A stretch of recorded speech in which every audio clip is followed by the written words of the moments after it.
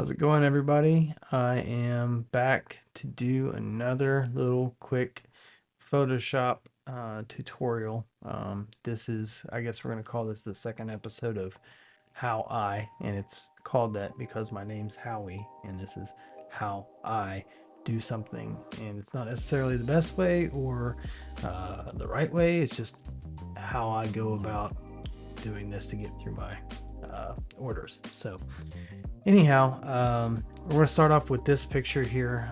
Today we're doing floor reflections on a gym floor from no reflection at all, because this is a composite. Now, yeah, you could be a purist about it and just shoot them straight on the gym floor with the reflection, but if you're like me, you're shooting for social media content that may or may not need to be extracted, have words dropped in behind them, banners, everything is done in the same shoot. And for me, it's just a lot more convenient to shoot everything composite. And for parent orders and things like that, sometimes they want the lights and the smoke and the fog and all that stuff, and then sometimes they just want something natural and pretty on a court or a field or whatever. So we can get that natural look still with a composite, but we can also do all the other cool things with text and graphics and all that stuff. So but what we're going to do today is we're going to take this picture and we're going to add a floor reflection that is, I'm not going to say believable, but I'm going to say it's passable. Parents aren't going to really be checking to see if this is accurate. There might be some that wonder how'd they do that. They shot this on a gray paper or whatever, but I don't think they're going to ask too many questions. So let's just go ahead and get into it. And first of all, you can see that I shot this thing crooked as hell, so I'm going to straighten it. Instead of just using transform, I'm going to pull up crop so I can get my lines in here, my little guides here. I'm going to straighten it up right there. Okay, and then I'm going to get myself the crop that I want right there. Okay, so fortunately for me, and I recommend you guys all do this as well, I shot several backgrounds of their home gym, different angles, high, low, shooting into the corner, shooting straight down the court, whatever. And I plan to go back and shoot more, but for this purpose I have a couple that will work, and I'm just going to go over to Photo Mechanic, go over to their folder, and which one do I want? I think it's this one.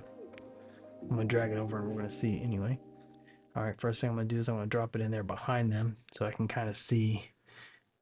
Obviously that's not going to work, but with the magic of scaling and moving, I think I can make this one work.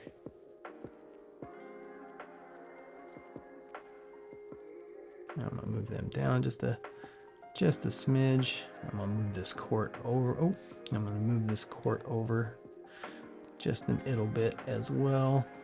I think I'm gonna resize it back down right there. Something, I'm decently happy with this because I'm not going to leave everything back here.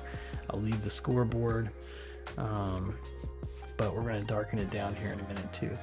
And to me right now, there's no logos or anything else like that on here. It looks decent enough size wise, so I'm going to go with it. So the first thing I'm going to do is I'm going to duplicate. I'm going to do Command J. I'm going to duplicate this, the players here. I'm going to go to edit our image, transform.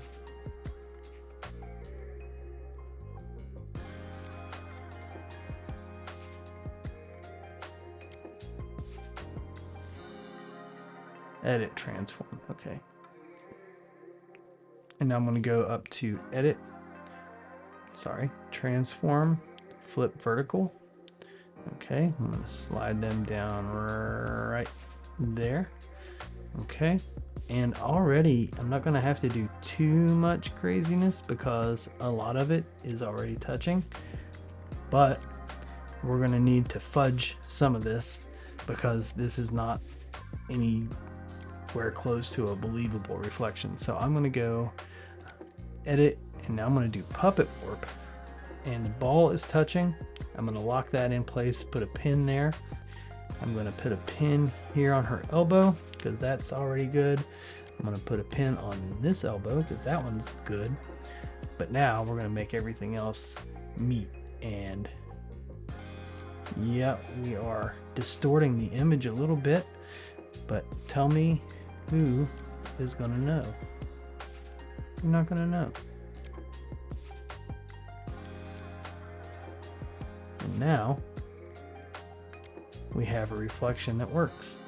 So I'm going to bring this down to about, and the reason I know 40%, or the reason I go with 40% on the opacity for this reflection layer, is because I was just looking at some pictures that I shot naturally on a court and trying to match up about what I was seeing. So about 40 to 45% is right in there. Let's go 42. Okay, so we're at 42%. It's still a little bit, you know, cheesy looking. So I'm gonna go filter,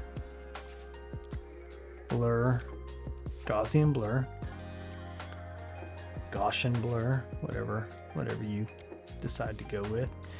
All right, we added a little blur to it. Now it's starting to look a little bit more normal. Last thing I want to do here on the reflection is we're on a gym floor here, and if you've ever looked at a reflection on a gym floor, it's not like you're shooting on flat glass. So there's going to be some ripples and some variations where the floor is high and low, and there's a little bit of bowing. So I'm going to go with the lines here. Somebody called me out on this on Facebook, and they're right. Most of the time nobody's going to see it, but you see here, we're going to try to follow where the seam of each, not each, but like where we want to make streaks here is not just going to be completely random. It's going to follow at least the same direction that the boards are running, and you can go back and forth. But I'm not going to be so meticulous that I try to zoom in and get it with each board. I'm only going to go in the direction. But what causes the ripples is just the variation between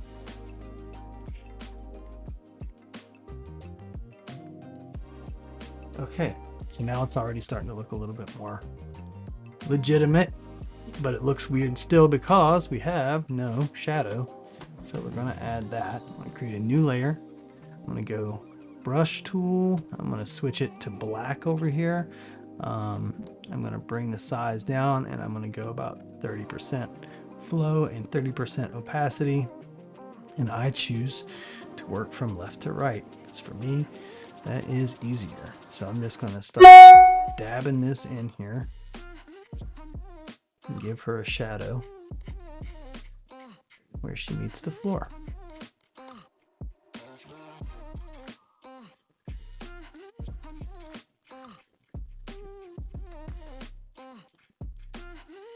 And then we'll get into bonus time.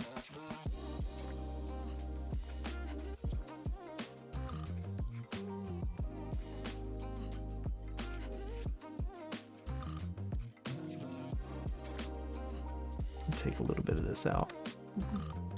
Boop, boop, boop. There we go. Sound effects are free. And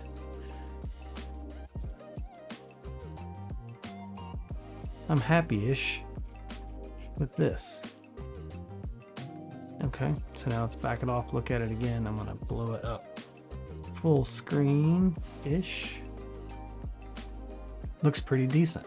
I don't hate it. One thing I'm noticing though, because of the nature of this pose, they're not laying straight across perpendicular to my camera. They're kind of going back at an angle. Even though this was probably shot at f7.1 or 8 or something like that, shoes are still just a little bit out of focus. So it doesn't make sense that all the background there is also out of focus. So to fix that, I'm going to blur the background, but I can't blur the whole thing. So I'm going to use field blur. Okay, so if you haven't used field blur, how that works, it's in the blur gallery.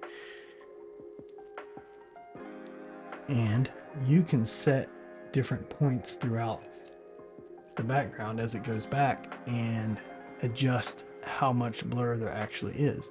So I want there to be more blur than there is on her shoe because it's further away from the focal point. So that right there already looks decent to me. Maybe I'll take it down a little bit so it's not quite so blurry. But right here where they meet the floor, there should be zero blur. So between this 0 point and this point, it's going to start to gradually get a little bit more blurry. And we'll zoom in and take a look at that. And there we go. It's updating. And I'm going to click OK. And so here's the difference. Wow. Yeah, you see that? A lot more believable now. And one last thing, we could leave it like this and I'd be mostly happy. I'm gonna retouch that and that little smoke detector or fire alarm or whatever it is. But I want to give this a little bit extra mood, so I'm going to duplicate the background. I'm going to pull up my camera raw filter with Command Shift A. I'm going to drop the oh no, I'm dragging my picture. I'm going to try to drop the exposure way down here. Okay, and I'm going to also drop the saturation a little bit, and I'm going to hit OK. So now it's like, okay, that doesn't make sense either. But I'm going to use, since that's a filter, a smart filter, I'm just going to click on that mask and I'm going to brush out this spot where they would have light falling on them. A little spotlight here on the floor. Not fully. And I'm also going to add a little bit of a light here by masking it back off the dark layer on this scoreboard. All right. And we are going to add a little bit of smoke brush. So let's add a little smoke brush. 30% opacity, 30% flow, and we're just going to kind of dab it in here as if we brought the smoke machine with us. And it also makes all of this dead area kind of come back to life up here. Now, if I would have had a background that was super low, I could have placed them a little bit higher in the frame, added more of their reflection. I didn't have a background that I shot that low, so that's on me. So I have to use what I've got at my disposal, and this one was it. So I've got a little bit of room over the top, just so that we can place them on a part of the floor that looked like it was going to work. And I think that's just about it. I'm pretty happy with it. One thing that I'll do to give it a little chef's kiss at the end is I did a stamp visible layer right here by hitting Command Option Shift E, and that gives me a composite layer of everything we've done so far up on top. And to that layer I'm going to add the same one I added in the smoke brush tutorial, and it's called Kinda Cross Pop. Add that in there, let it do its thing.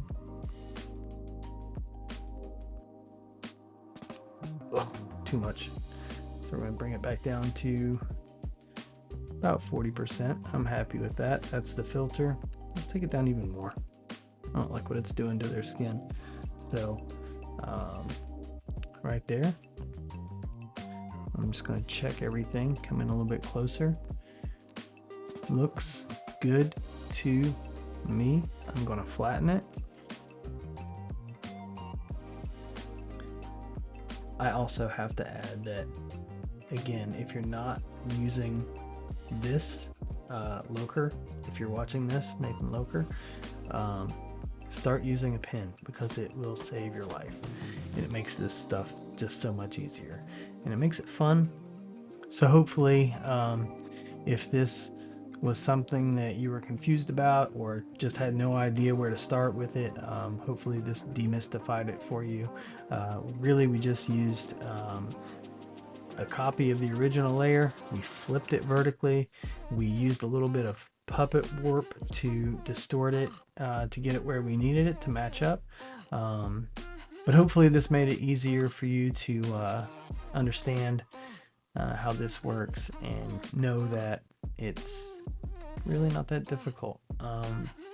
I've been doing it a long time, so it goes a little quicker for me, but in no time you'll get the hang of this and be able to knock these out. So that was total. Oh my god, I think I just saw something. I did. Look at that. Would you look at that? Would you look at it?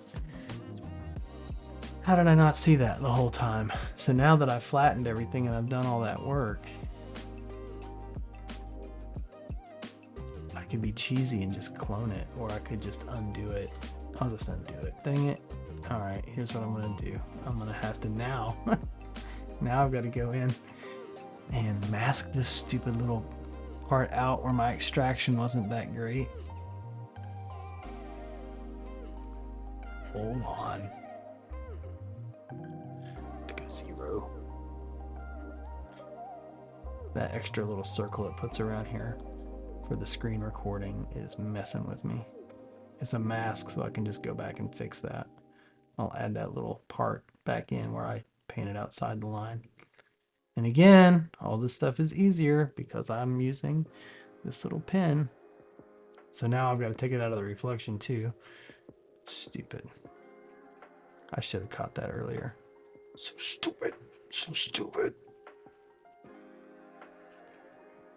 Whatever, it's gone now. Nobody's gonna know.